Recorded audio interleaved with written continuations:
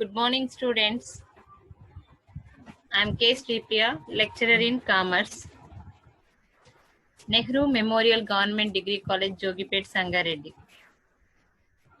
Today's topic is joint stock company business. Okay. In the previous classes, we discussed about the sole proprietorship business, partnership business. Okay. Sole proprietorship business is the best for a single person. Okay. So partnership business is better than sole proprietorship business. If the persons wants more and more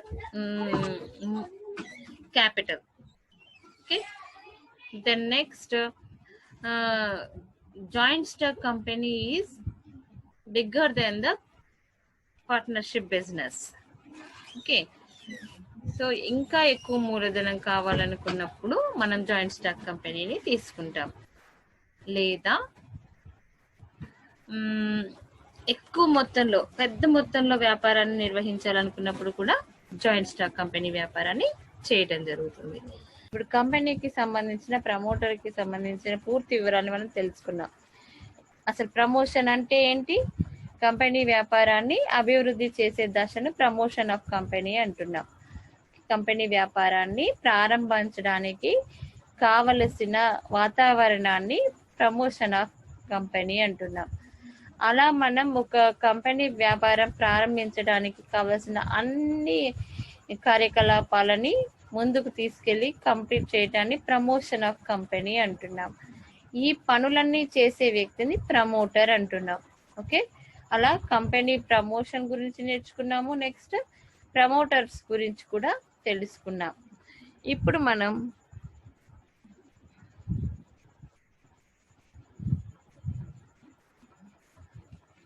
అసలు joint stock company అంటే ఏంటి నేర్చుకుందాం. దాని లక్షణాలు ఏంటి చూద్దాం. Joint stock company వ్యాపారం అంటే ఏంటి, దాని యొక్క లక్షణాలు ఏంటి చూద్దాం. Okay, features of the joint stock company. ఇక్కడ ఫస్ట్ కంపెనీ అంటే ఏంటి? It is a artificial person which is created under Companies Act 1956. ఇది ఓల్డెన్ డేస్ లో. ఇప్పుడైతేనేమో as per the act 2013. Okay, కంపెనీల చట్టం 1956 ప్రకారం నమోదు చేయబడిన కృత్రిమమైన వ్యక్తిని కంపెనీ అంటున్నాం. ఓకే, కంపెనీల చట్టం 1956 ప్రకారంగా రిజిస్ట్రేషన్ చేయబడి కృత్రిమ వ్యక్తిగా సృష్టించబడిన వ్యాపారాన్ని కంపెనీ వ్యాపారం అని అంటున్నాం. ఈ కంపెనీ వ్యాపారం యొక్క ఫీచర్స్ ఏంటి చూద్దాం, లక్షణాలు. First one, separate legal entity, ప్రత్యేక న్యాయసత్వము. కంపెనీ అనేది ఎన్నోసార్లు చెప్పాను మీకు ఇంతకు ముందు కూడా. ప్రత్యేక న్యాయసత్వము అంటే తనకు తానే, కంపెనీ వేరు, యజమాని వేరు. యజమాని వేరు, కంపెనీ వేరు, లేదా యజమాని వేరు, నిర్వాహకుడు వేరు అన్నమాట. కంపెనీని ఎవరైతే నిర్వహిస్తున్నాడో అతను యజమాని ఒకటి కాదు. యజమాని వేరు, కంపెనీ వేరు. ఎందుకు అంటే కంపెనీ అనేది ఒక కృత్రిమమైన వ్యక్తి. అది మనకు కనిపించకున్నా కూడా మనతో ఉన్న ఒక అదనపు వ్యక్తిగా భావించడం జరుగుతుంది. ఓకే, కంపెనీని ఒక ప్రత్యేకమైన వ్యక్తిగా, కృత్రిమమైన వ్యక్తిగా, చట్టం సృష్టించబడిన వ్యక్తిగా గుర్తిస్తున్నాము. అందుకనే కంపెనీ వేరు, కంపెనీలో ఉన్న భాగస్థుడు వేరు. రెండు ఒకటి కాదు. ఓకే, కంపెనీలో ఉన్న భాగస్థుడు కంపెనీ కొరకు పని చేస్తున్న వ్యక్తి అని అర్థం. Okay, next second one, limited liability, రుణ బాధ్యత. లయబిలిటీ అంటే ఏంటి? రుణ బాధ్యత. కంపెనీలోని వ్యక్తులు అంటే షేర్ హోల్డర్స్ ఉన్నారు కదమ్మా, వాళ్ళ యొక్క రుణ బాధ్యత పరిమితం, లిమిటెడ్. లిమిటెడ్ లయబిలిటీ, పరిమితమైన రుణ బాధ్యత. పరిమితమైన రుణ బాధ్యత అనేది ఇంతకు ముందు కూడా చాలాసార్లు చెప్పాను. ఏంటి పరిమితమైన రుణ బాధ్యత అంటే? కంపెనీ యొక్క వాటాదారుల కంపెనీలో నష్టాలు వచ్చినట్లయితే కంపెనీల యొక్క నష్టం భరించాల్సిన అవసరం కేవలం వారి వాటా విలువకు మాత్రమే పరిమితం అవటాన్ని లిమిటెడ్ లయబిలిటీ అంటున్నాం. వాళ్ళు వాళ్ళ సొంత ఆస్తులను ఇవ్వాల్సిన అవసరం లేదు. కంపెనీ రుణ బాధ్యతల విషయంలో వాటాదారుల యొక్క రుణ బాధ్యత అనేది కేవలం వాళ్ళ వాటా విలువకు మాత్రమే పరిమితమై ఉంటుంది. Next perpetual succession. మొత్తం కంపెనీని మనం వ్యాపారం ప్రారంభించే కంటే ముందు ఇది ఒక చట్టం ద్వారా సృష్టించబడిన వ్యక్తిగా ఉంటుంది. ఆ తర్వాతే వ్యాపారం ప్రారంభించడం జరుగుతుంది. నెక్స్ట్ వన్ వచ్చేసి కామన్ సీల్, అధికార ముద్ర అంటున్నాం. ప్రతి కంపెనీకి ఒక ప్రత్యేకమైన అధికార ముద్ర ఉంటుంది. ప్రత్యేకమైన అధికార ముద్ర ఎందుకు ఉంటుంది అంటే అన్ని కంపెనీలు ఒకటి కాదు కాబట్టి ఏ కంపెనీ యొక్క వస్తువును మనం ఏది అనేది గుర్తించడానికి వీలుగా ఉండేటట్టు ప్రతి కంపెనీకి కూడా ఒక ప్రత్యేకమైన అధికార ముద్ర ఉంటుంది. కొన్ని కంపెనీలకు ముద్రతో పాటు అధికార చిహ్నాలు కూడా ఉంటాయి. ఓకే, అలా ప్రత్యేకమైన చిత్రాలు కానీ ముద్ర కానీ ఉంటుంది. చిత్రాలు ఉన్నట్లే అధికార ముద్ర ఖచ్చితంగా ఉంటుంది. ఎందుకంటే కంపెనీని మనం ఆర్టిఫిషియల్ పర్సన్ అన్నాము, అవునా? చట్టం దృష్టిలో సృష్టించబడిన వ్యక్తి అంటున్నాం. మరి వ్యక్తి అయినప్పుడు సిగ్నేచర్ చేయాల్సి ఉంటుంది కాబట్టి కంపెనీ ఇక్కడ కృత్రిమమైన వ్యక్తి కాబట్టి మనకు కంటికి కనిపించదు కాబట్టి సంతకం చేయడానికి అవకాశం లేదు. అందుకని కంపెనీ తరఫున ఒక అధికార ముద్రను ఏర్పాటు చేయించి అవసరాలకు అనుగుణంగా అధికార ముద్రను ఉపయోగించటం జరుగుతుంది. Next one transferability of shares. వాటాలను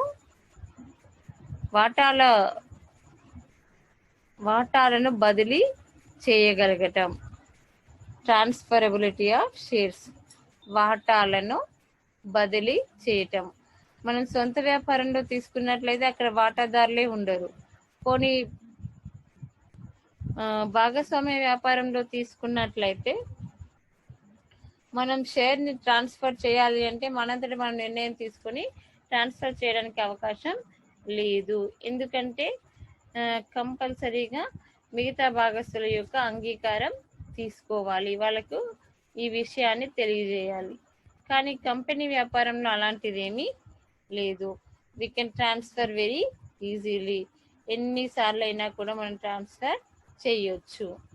ఓకే, తర్వాత సపరేట్ ప్రాపర్టీ. కంపెనీ అనేది ఒక వ్యక్తి అని చెప్పాను కదా, ఆ వ్యక్తికి ఆస్తులు కూడా ఉంటాయి కదా, సేమ్. ఓకే, కంపెనీకి ప్రత్యేకమైన ఆస్తులు కూడా ఉంటాయి, సొంతంగా కొన్ని ఆస్తులు ఉంటాయి. Okay, next capacity to sue. దావా వేయడానికి అవకాశాన్ని మనకు దావా వేయడానికి అవకాశం కలుగుతుంది. నెక్స్ట్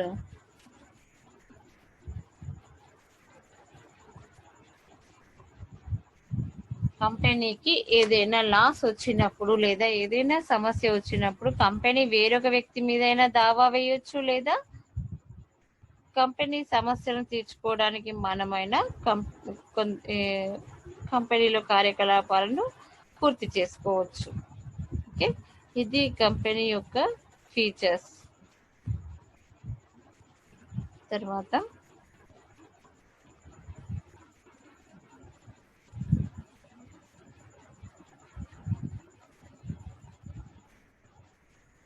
కంపెనీ వ్యాపారం వల్ల వచ్చే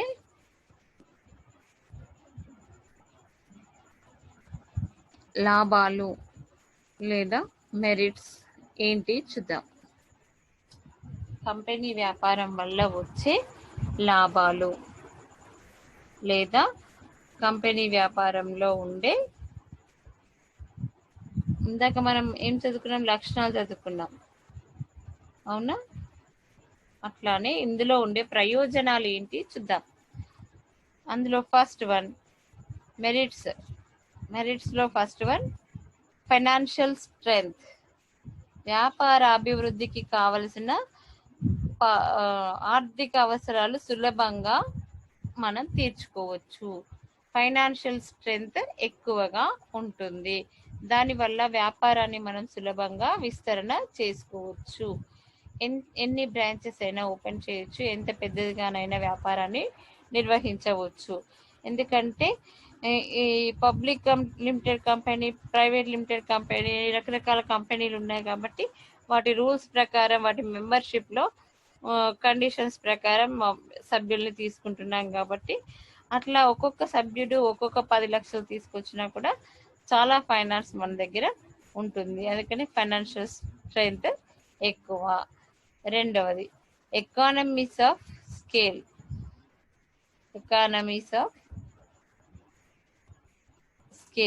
మనం పెద్ద వ్యాపారాన్ని నిర్వర్తిస్తున్నాం కదా. జాయింట్ స్టాక్ కంపెనీ అనేది బిగ్ బిజినెస్. అలా పెద్ద వ్యాపారాన్ని నిర్వర్తిస్తున్నప్పుడు అన్ని వస్తువుల్ని కూడా, ముడి సరుకుల్ని కూడా ఎక్కువ మొత్తంలో ఒకేసారి కొనుగోలు చేస్తాం కాబట్టి అలా ఎక్కువ కొనుగోలు చేయటం వల్ల కొన్ని ఎకానమీస్ మనం పొందగలుగుతున్నాం. Okay, next limited liability. ఇది చాలాసార్లు చెప్పాను లిమిటెడ్ లయబిలిటీ గురించి. లిమిటెడ్ లయబిలిటీ అంటే భాగస్తుల యొక్క రుణ బాధ్యత వాళ్ళ వాటా విలువకు మాత్రమే పరిమితమై ఉంటుంది. అంతకు మించిన నష్టం వచ్చినట్లయితే వాళ్ళు భరించాల్సిన అవసరం లేదు, వాళ్ళ ఆస్తుల్ని తీసుకురావాల్సిన అవసరం లేదు. Okay, then next one efficient management. సమర్థవంతమైన నిర్వహణ. ఎందుకు సమర్థవంతమైన నిర్వహణ అంటున్నామంటే ఒక్కో డిపార్ట్మెంట్కి సంబంధించి ఒక స్పెషలిస్ట్ని మనం ఏర్పాటు చేసుకుంటున్నాం. వివిధ రకాల నిర్వహణ స్కిల్స్ ఉన్న వ్యక్తుల్ని మనం ఏర్పాటు చేసుకుంటున్నాం కాబట్టి సులభంగా వ్యాపారాన్ని నిర్వర్తించగలుగుతాం. Next one stability. కంపెనీ వ్యాపారము ఎప్పుడు పడితే అప్పుడు మూసేయడానికి అవకాశం లేదు. ప్రారంభించడము అంటే అది కొనసాగుతూనే ఉంటుంది. లాస్ట్కి కంపెనీలోని వాటాదారులు అందరూ చనిపోయినా కూడా కంపెనీ మాత్రం క్లోజ్ అవ్వటం అనేది జరగదు. ఎందుకంటే కంపెనీ వేరు, యజమాని వేరు అని ఆల్రెడీ చదువుకున్నాం. వాటాదారులు అందరూ యజమానుల కిందికి వస్తారు. కంపెనీ వాళ్ళతో సమానం కాదు. కంపెనీ వేరు, యజమాని వేరు. కాబట్టి కంపెనీలోని వాటాదారులు అందరూ చనిపోయినప్పటికీ కూడా కంపెనీ వ్యక్తిత్వం అలానే ఉంటుంది. కాబట్టి కంపెనీలో ఎవరైనా చనిపోయినట్లయితే వ్యాపారాన్ని ఆపటం అనేది ఉండదు. It is continued. Next transferability of interest.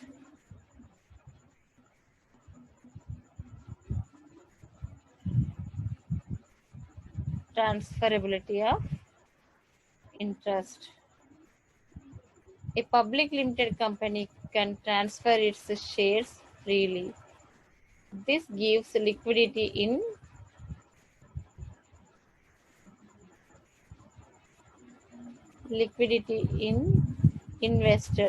the investors aware about the value of their holdings. Okay, company సులభంగా తన ఆసక్తిని ట్రాన్స్ఫరబిలిటీ చేసుకోవచ్చు, బదిలీ చేసుకోవచ్చు. తర్వాత ఇప్పుడు మనం కంపెనీ యొక్క లిమిటేషన్స్, జాయింట్ స్టాక్ కంపెనీ యొక్క లిమిటేషన్స్ గురించి చదువుకుందాం. లిమిటేషన్స్ లేదా డిసడ్వాంటేజెస్ అంటున్నాం. అందులో ఫస్ట్ వన్ లీగల్ ఫార్మాలిటీస్. చాలా ఎక్కువ లీగల్ ఫార్మాలిటీస్ కంపెనీ వ్యాపారంలో చాలా ఎక్కువ. Comparing with the sole trading business, partnership business, It is very hard to start the company business. Formation of company business. ఒక కంపెనీని ప్రారంభించాలి అంటే మనం అనుకున్న వెంటనే ప్రారంభించే అవకాశం మనకి లేదు. ఫస్ట్ మనం ఏం చేయాలి, కంపెనీని నమోదు చేయించుకోవాలి. అందుకు సంబంధించి కొన్ని కార్యకలాపాలను పూర్తి చేసి ఓకే లీగల్ ఫార్మాలిటీస్ అన్నిటిని పూర్తి చేయవలసి ఉంటుంది. అప్పుడే వ్యాపారాన్ని ప్రారంభించవచ్చు. కానీ సోల్ ట్రేడింగ్లో కానీ పార్ట్నర్షిప్ బిజినెస్లో కానీ ఎప్పుడంటే అప్పుడు వ్యాపారాన్ని ప్రారంభించవచ్చు. అట్ ద సేమ్ టైం ఎప్పుడంటే అప్పుడు వ్యాపారాన్ని క్లోజ్ చేయవచ్చు. నెక్స్ట్ వచ్చేసి ల్యాక్ ఆఫ్ పర్సనల్ ఇంట్రెస్ట్, వ్యక్తిగతమైన శ్రద్ధ లేకపోవటం. ఖాతాదారులు దేశం నలుమూలలో ఎక్కడెక్కడో ఉంటారు కాబట్టి వాళ్ళతో కాంటాక్ట్ చేయటం కూడా కుదరదు. నెక్స్ట్ వచ్చేసి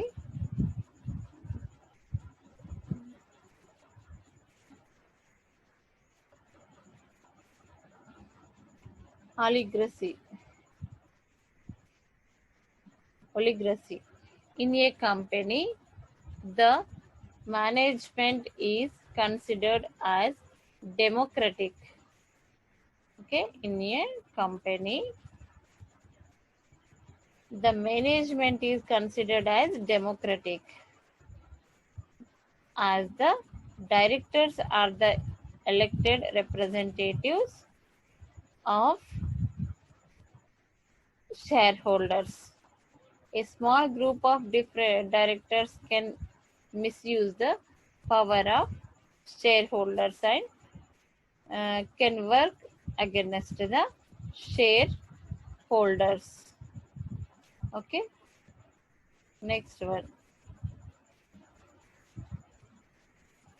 excessive statutory control.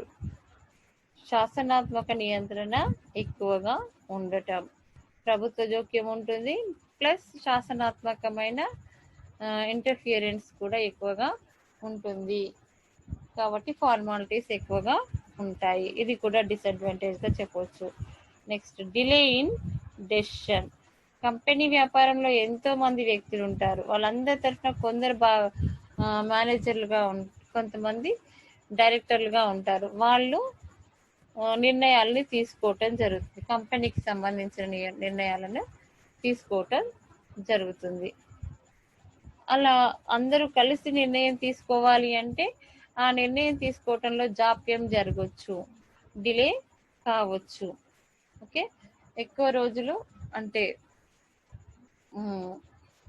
నిర్ణయాలు తీసుకోవడానికి ఎక్కువ కాలం పట్టొచ్చు. అలా మనం వెంటనే నిర్ణయాలను తీసుకునే అవకాశం మనకి ఇక్కడ లేదు. ఓకే, డిసడ్వాంటేజెస్లో మళ్ళీ next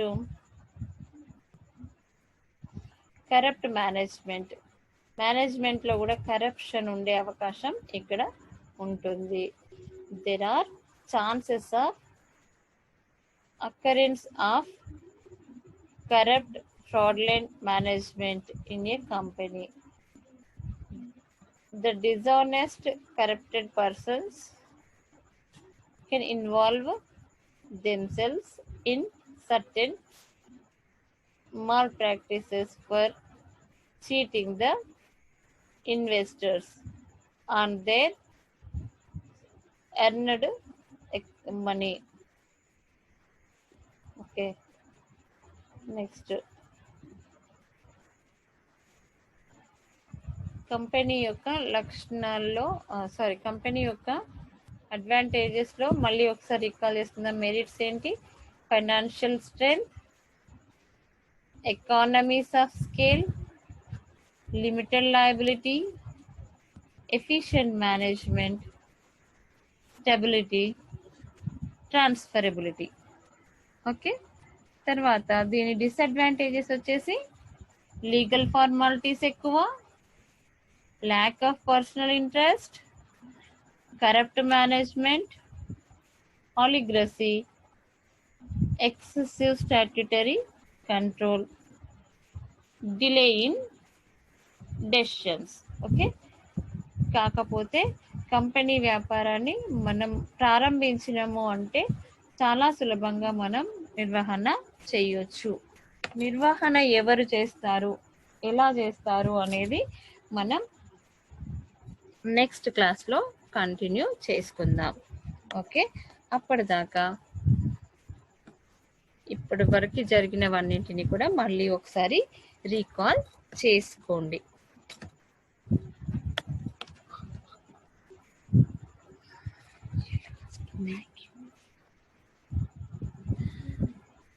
Thank you for watching this. Okay.